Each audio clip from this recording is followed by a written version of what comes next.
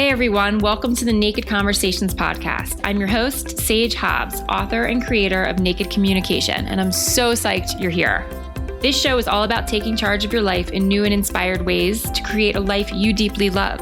It's about being more you in all areas of your life, more courageous, more free, more alive, more naked.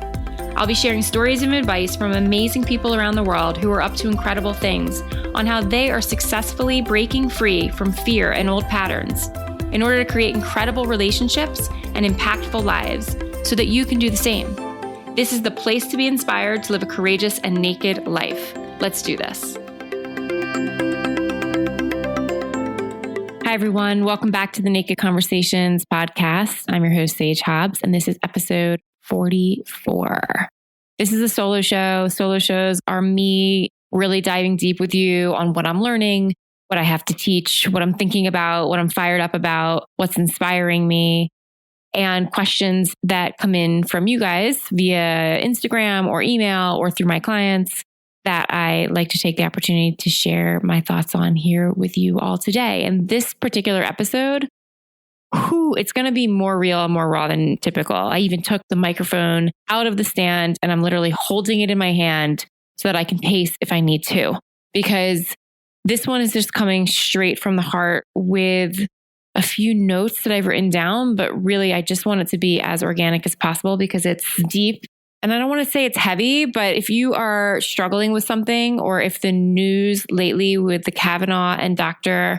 Ford case has been bringing up some stuff for you, this is the show for you. I've been getting texts and emails from incredibly bright, smart, capable, passionate, big-hearted women who are struggling, some directly related to what's coming up in the news regarding the Me Too movement and the speaking out of Dr. Ford, and some just in their personal experiences, their relationships, juggling all of their meaningful work and desire for depth and intimacy in their relationships. Things are just coming up for the women in my life. And so I figured they're probably coming up for you. And I know that in terms of the news, they've been coming up for me.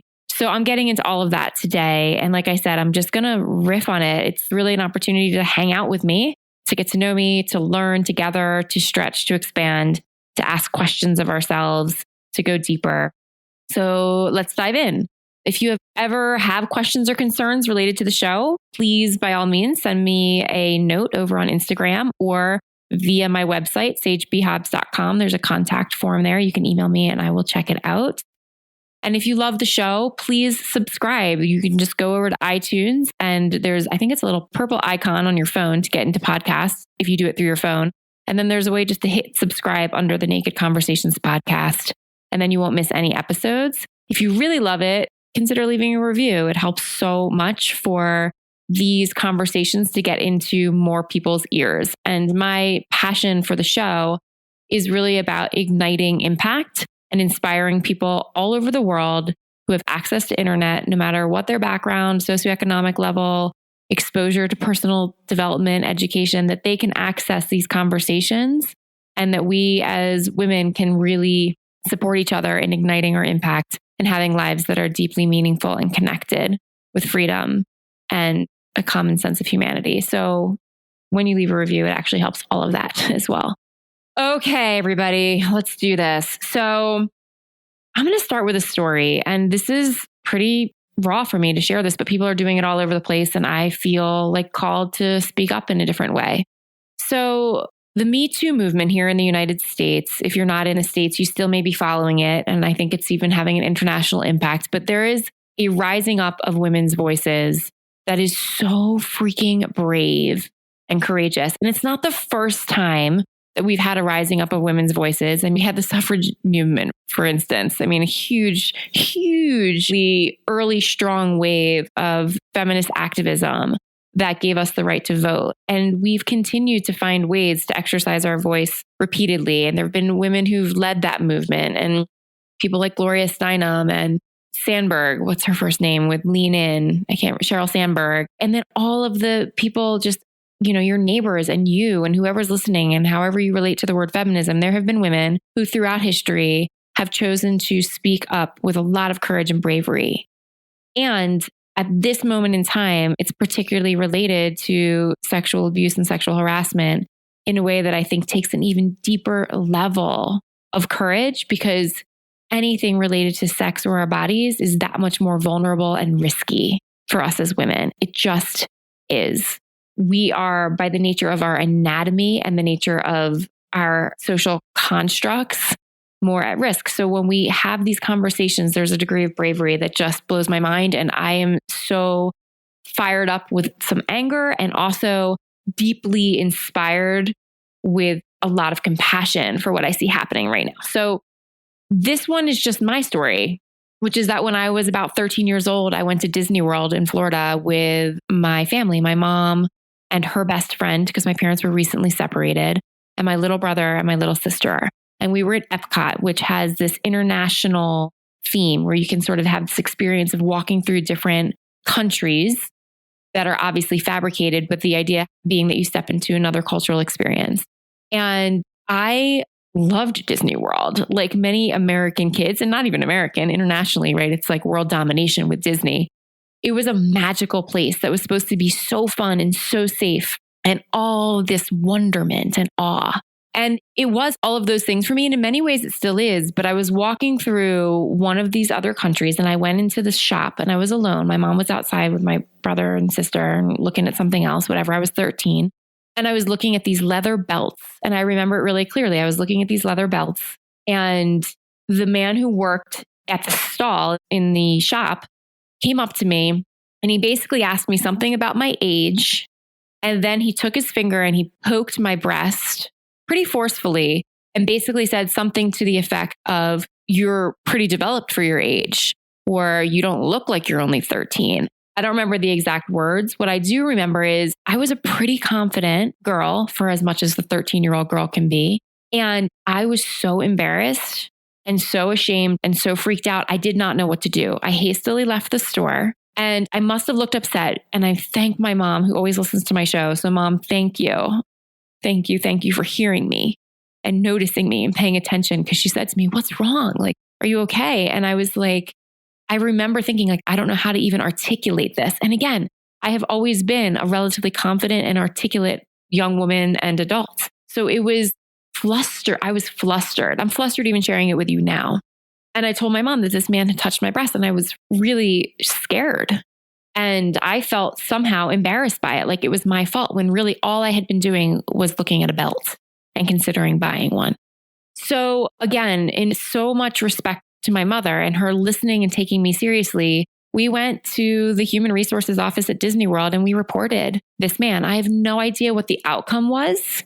And honestly, that isn't even that important to me. What is in hindsight so important to me was that my mom heard me and that she took action. And I saw that when I say something, it matters. And what I notice now is how afraid and embarrassed and ashamed I felt for something I was completely innocent in. So these stories, like I haven't even given much thought to that. I wasn't deeply traumatized. I have been in therapy for other things in my life after having cancer or losing my father or struggling with IVF. That has not been a story that's come up, how I felt sexually harassed and actually violated by being touched at Disney World when I was in middle school.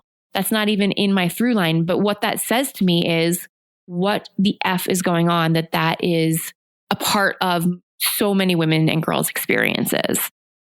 So as I've been watching the news and I was trying to moderate my consumption, right? Because we can get so sucked into the drama and we have to take care of ourselves. I don't want to call it drama, but it can be dramatic when you're watching it, live streaming, and you can get so viscerally pulled in.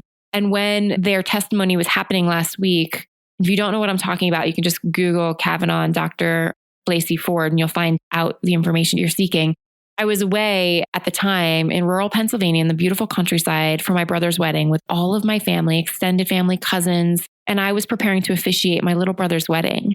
And I really wanted to kind of hold that sacred space for the role I was stepping into, the honor it was to officiate my little bro's wedding. At the same time, my aunts, who are so beautiful and bright and passionate, and they're feminists, they've taught me some of my feminist values. And I say that word with pride now. There's an earlier episode that I'll link to in the show notes about how I came to really like own that word, even though I didn't initially. They were talking about it. And there was this sort of undercurrent of like, oh my gosh, this is a pivotal time again in history of the rising up of women's voices and us really starting to reclaim our power and our space in a society that no matter how far we've come is still very much skewed against us. And in other parts of the world, vastly more so. If we look in an international lens, right? So, and in other places, they're more advanced than us. So there's more equitable distribution of female leadership and there's more listening to women's claims and voices. So I don't want to say that we're leading the charge. We're probably somewhere in the middle. But I was aware of how much like that vibrational energy that was coursing through my body was coming up for my aunts and for my cousins and for friends who were texting me and clients who were emailing me. And I just couldn't not say something here. So many of us have had a story where it's been our mother's story or our grandmother's story or our best friend or our sister. If you are going through a hard thing, I just want to say, I feel you and you're not alone. If that's all that you get from listening today, let that be enough for this moment, that you know that you're not alone, that other people have experienced pain, have experienced fear, have experienced shame, and that our collective courage might help us lean into what it means to reclaim our voice and our power. That's so much of the work that I do on an individual level with my clients is what does it look like to have confidence, to find our voice, to ask for what we want, to speak up in the workplace, to speak up in our marriage and in our bedrooms, right? That is the conversation I'm having one-on-one individually with incredible women who are courageous enough to go there with me. But I want to have it more broadly and add into the discourse that's already happening out there in the world right now of women who are saying, hey, it's time. Like we need to support each other. We need to love each other. We need to find a way to have a collective voice. Whether or not you agree with what's happening in this particular Supreme Court nomination process, that's really not the point. The point is, where is your voice in all of it? And what does your silence mean? And do you have a story that you're holding on to? And who do you need to share that with? How can you be supported? How can you offer support? This is truly an opportunity for all of us to consider that for ourselves. I say to clients all the time, you're stronger than you think you are. And I say it to myself because I've been through some stuff like all of us have. If you know my story or you've read my book or you've been listening to the show, you know this about me. You know about my own trials with cancer, about loving people deeply in my life who are struggling and fighting for their lives through illness, about losing my father, about my deep desire to have an impact on the world and how that's led me to different parts of the world and examining poverty and how can I support human empowerment, all of these things, right? I've had my things where I've had to say, I'm stronger than I think I am. And I say to people all the time, you're stronger than you think you are. That being said, some of us have more support than others to speak up. Some of us have come from more trauma in our lives, and some of us have come from more safety. And that impacts our capacity. That impacts how we can speak up and what our speaking up looks like. I was recently talking with another woman in my life who had experienced some very extreme childhood sexual trauma. And what an honor it was to have that conversation with her. And I just was again reminded of each of us has a different capacity based on what our experiences have been. So if you have support and if you have that strength inside of you, lean into it a little bit more, what it looks like for you to speak up. What does that look like for you? It can be different for each of us. I'm doing this here on this podcast that could be heard by who the hell knows who. That's my edge. That's my capacity. I have that capacity, probably because I come from a degree of safety and because my trauma where it relates to sexual trauma is pretty minimal. So I'm choosing to lean in here. But perhaps it's just telling your partner, your spouse, somebody in your life you love, whatever it is for you that sort of breaks that silence and has you be more supported and offer more support. You're not alone. And I encourage you to explore that and examine that for yourself. I just read this article that was directed to fathers, and I will find it. And again, I will link to it in the show notes at sagebhobbs.com/episode-44. I thought it was beautiful because it was like the things your daughters haven't told you, but they're telling me. And it was just talking about all the reasons that we don't tell the men in our lives the things we've been through, that we want to protect them from our pain, that we're embarrassed to talk about anything that's sexual with our fathers because we've been taught not to talk about those things. So even though we want their love and their support and their acceptance, or maybe their protection when we were children, we don't even know how to broach such a taboo subject. It's a conversation that's shrouded in fear and in shame. And the more that we can unearth it and open the conversation and the dialogue, the less shame shackles it has on us. That is partially just what I'm doing here with you. It's kind of why I went off script and didn't make this super formulated. I wanted it to be me really talking like a woman to a woman. Or if you're a man listening, awesome. I was just reading something by Glennon Doyle on her, I believe it was her Instagram feed that was like, there are good men out there. I'm married to one and I was raised by one and my brother is one. And we also need them to be louder, those good men. We need them to speak up on our behalf, right? To partner with us, to help us raise the next generation of boys and girls, to girls who speak up and boys who listen, right?